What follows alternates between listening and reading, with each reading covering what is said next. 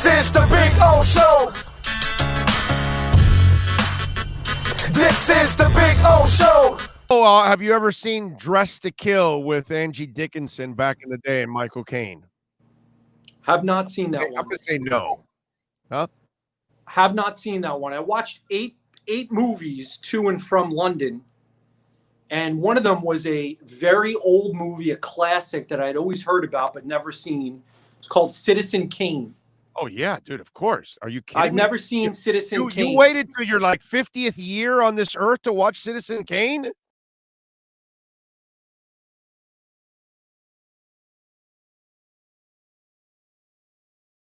How old are you now? You're like 40, right? What are you, 40, 38? 46. 41?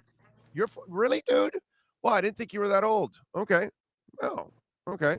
It was a strange movie, but I can understand why it was sort of an important movie, right? In setting a tone for how movies can be made and the things that can actually be done in film. It was really cool.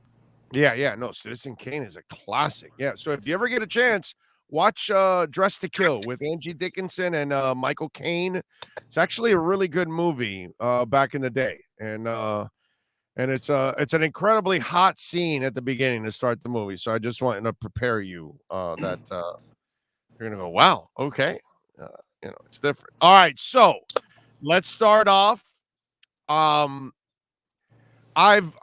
never thought this trade is going to happen all year long, Joe. Every time this story has come up, I just have not believed in it because I don't think anybody in their right minds would trade for a guy with, we had Aaron Wilson on from Houston a little while ago in the first hour, and he reminded us not just the 22 lawsuits, but there's also the 10 criminal investigations that are also going on in the process. And so to me, it makes zero sense that anyone in the NFL would trade for this guy until you have a resolution in all these cases. That way you know where he stands.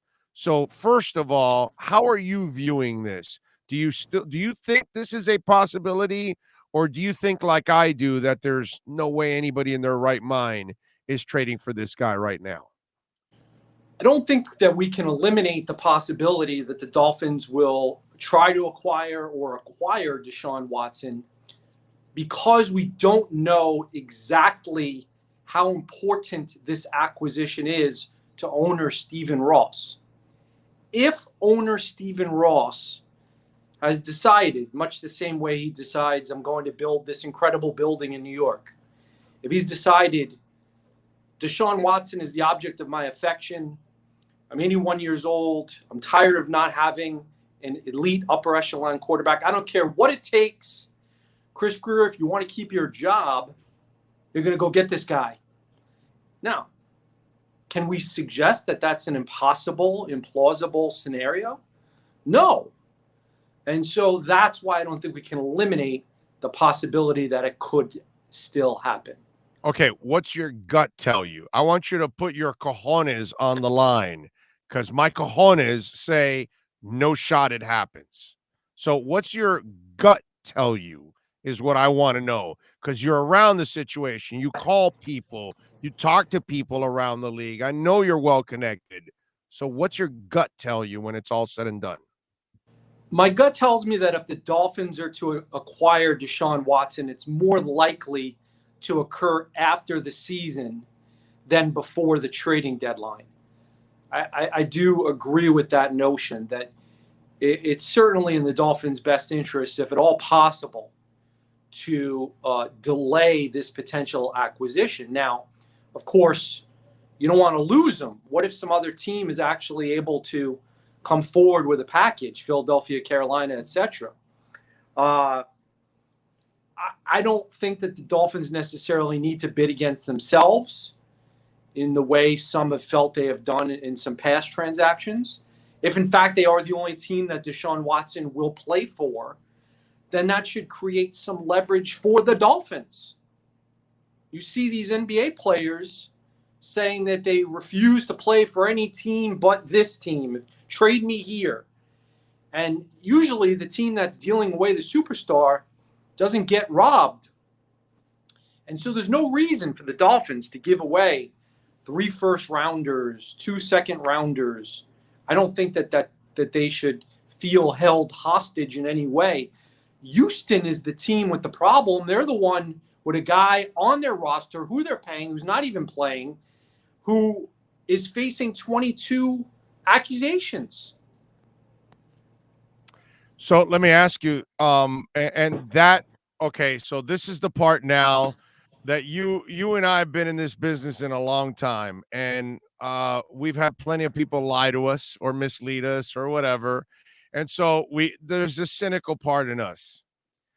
For me right now, this story now, the way it's all breaking down, the way it came out from John McClain, and he never stated it as a story that's going to happen and that it's going, no, he's saying that they're talking and they would like to get something done and all that kind of stuff. I kind of get the feeling that the Dolphins really didn't inquire right now. I kind of get the feeling this is coming from Houston and their last ditch effort, because in the end, they don't know what direction this whole thing is going to go in. They don't know what's going to happen with the 22 civil lawsuits. They don't know what's going to happen with the 10 criminal investigations going on with the other 10 with the cops also checking it out. So they want to see if they can get somebody desperate to make a move last minute, because by the time you get to the off season, you will know if he's innocent or guilty. And at that point, then Houston will have either no leverage or all the leverage in the world. Right now, they were trying to avoid the fact that they could end up with no leverage. So maybe this is a last-ditch effort to not just get the Dolphins, but other teams involved and try to see if the chum in the water brings them in. What do you think? This was clearly a strategic release of information by the Houston Texans leadership to key members of the Houston media. Now, from the Dolphins, I'm a little bit annoyed because I'm sitting there thinking, I got Tua Tagovailoa. He's supposed to play on Sunday. This is hurting our second-year, 22, 23-year-old quarterback. And so, again, if Ross says, I don't care, I want this done, it could still happen. It's like when your wife tells you to hire someone to fix the dishwasher, and the dishwasher is not calling you back, and then he's telling you he's going to charge you twice as much as he originally told you, and you want to tell the guy to get out of my house, but your wife is like, I don't care what it takes, get the dishwasher fixed, right? You got to listen to your wife. Yeah, no, you're right. So if Ross says, get it done, I don't care if it hurts to his feelings. I don't care if 72% of my fan base are opposed to the idea of acquiring Deshaun Watson. By the way, I'm 81 years old. Wait a minute. Is that a Palm Beach Post poll right now going on? We actually have a current poll that I believe has been posted or will soon be posted. But the last time I ran a poll, it was in that range of 70 to 80%. So the fans don't want this guy, but to play devil's advocate, owner Stephen Ross has allowed a lot of folks, GMs and coaches, to do things that they thought would work, and they haven't. So if he really wants to do something his own way, you remember he once suggested that the Dolphins take Lamar Jackson. He was kind of right. Well, it depends. See, here's where I have a problem with all of that. Okay, so are you going to draft Lamar Jackson, and are you going to be committed to running the offense you need for Lamar Jackson like John Harbaugh is? Because you acquired Tua and you failed to build a line for a injury-prone quarterback. You failed to give him a dominant running game for an injury-prone quarterback. You failed to give him an experienced quarterbacks coach, offensive line coach, and offensive coordinator for a young quarterback. So, you know what I mean? If you're going to build something, then build it to its strengths and help it succeed. Water your plant so it grows. Tua right now is buried in a desert where Tua right now is right next to the Colorado River that has no water right now, and it can't feed. You know what I'm saying? That's the problem with all of this. So it's really nice to say, oh, we could have acquired Lamar Jackson. If you don't design the offense the way the Ravens did, Lamar Jackson would be out of football already at this point. Because if you think you can make him a drop back quarterback, you're dead in the water. You know what I'm saying? So let's talk about Tua. So let's talk about Tua for a minute. Something and help it grow is the thing. Hey, for many years, my brother, you had Dan Marino down here, and rest in peace, Don Shula. We know you are the greatest, but he failed to give the greatest quarterback in the history of the Miami Dolphins what he needed to succeed overall. Yeah, he had success because he had some weapons, but he never got deep into the playoffs and win a Super Bowl because you didn't give him a defense and a running game. Doesn't matter what kind of player you get, you still have to give that player what he needs in order to succeed. And that's what they have failed here with Tua. Well, I'm going to give you some good news out here in Miami Gardens, Florida. It just came off the practice field. And Tua, assuming he is, the quarterback on Sunday against the Falcons, it looks like he's going to have Devontae Parker and Preston Williams back.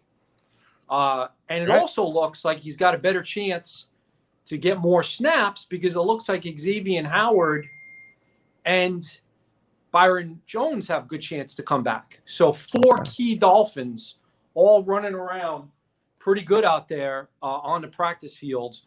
That is a big encouraging sign. I expect to see that Falcons 2.5 point odds line shift closer to 1.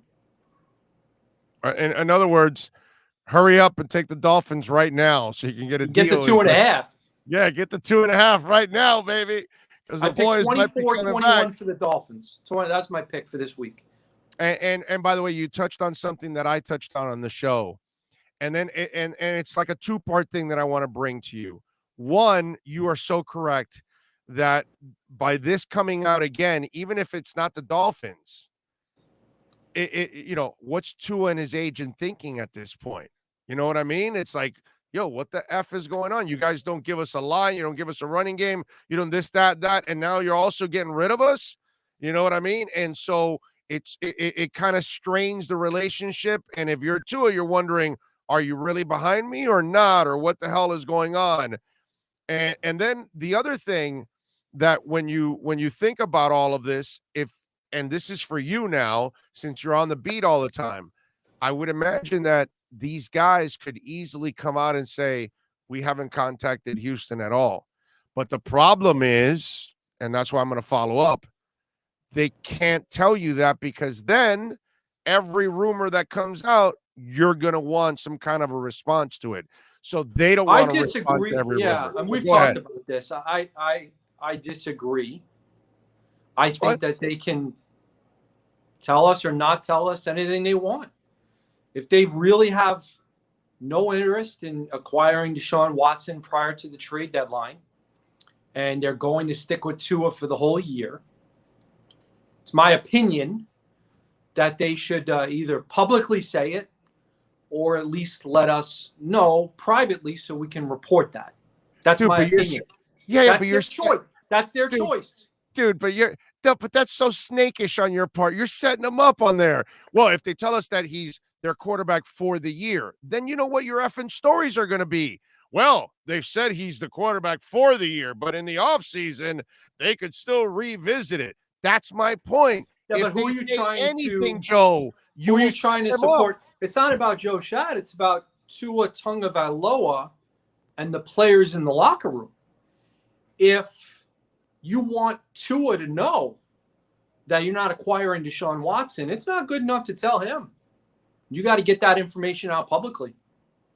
I know, but if you say that, then you corner yourself somewhere. And if you just say, well, he's our quarterback for the year, then you're going to say, well, what about for the future? And if didn't the Dolphins have a precedent that they don't give guys under contract extra money in the middle of their contract just because they ask? Yeah. Oh, they broke that precedent, didn't they, for Xavier Howard? Yeah, guess who broke it? Guess who broke it too?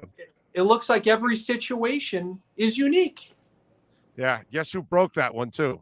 That was the head coach that broke that one. He's the one that wanted to give him that money, not the GM. That's the difference on that one. The GM, it's just like the whole Eric Flowers thing. You think the GM wants to cut Eric Flowers and pay his salary to watch him go play somewhere else? That's the coach saying, no, we don't need him. The young guy can step up. Boom. The GM doesn't want to cut him because it looks bad on him that he just signed him. So does that mean that they're attached? Are they attached at the hip or Oh, not? they're attached. They're attached, but you can tell the difference in the decisions. One brings Fitzpatrick, the other one brings Brissett. One guy brings in Kyle Van Noy, and then the next time he says he's gone. You know, they're obvious. The Flowers thing, that's not the GM saying, hey, I'm cutting Flowers. You got to coach the young guy. No. That's Flo telling him, cut Flowers. We'll take the hit. Young guys are ready. You'd like to be lockstep. Yeah. And here's the truth. As long as you're winning, no one cares who wanted Eric Flowers cut. Right. You're right. You got to win. You are right.